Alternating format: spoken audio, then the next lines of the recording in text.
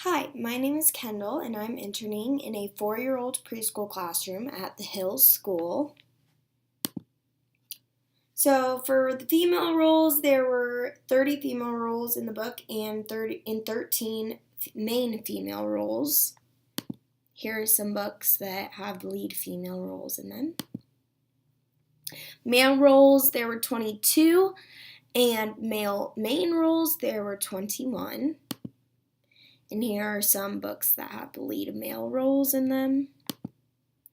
Here's a chart of the female and male roles, so you could see there were more female roles than there were male. For race and ethnicity, here's a pie chart that shows there were way more characters that were white. There were a little bit that were African American, and there were a little bit less that were Asian. There were a total of books with non-human roles was 28, so that means that there were no humans involved. It was just talking animals or talking vegetables. Here are some examples of those.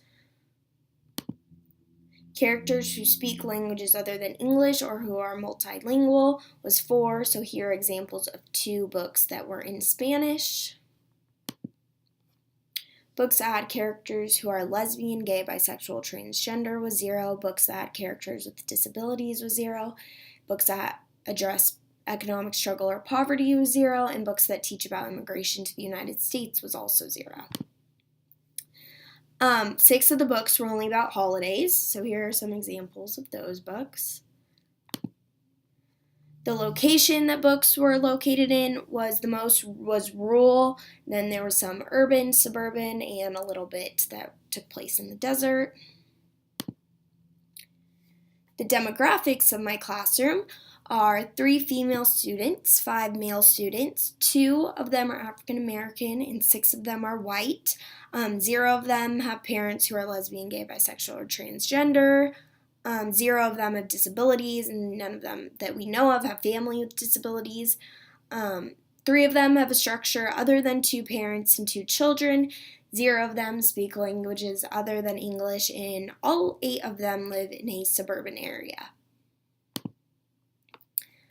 So for the window books, I do not think that there was a good book that represents a window in my classroom library, because there was not a lot of books that had children or characters with disabilities, and there weren't any books that address economic struggles or poverty. So I feel like the children aren't open enough to learn about those things because there are no books that are located in the classroom for them to learn about that.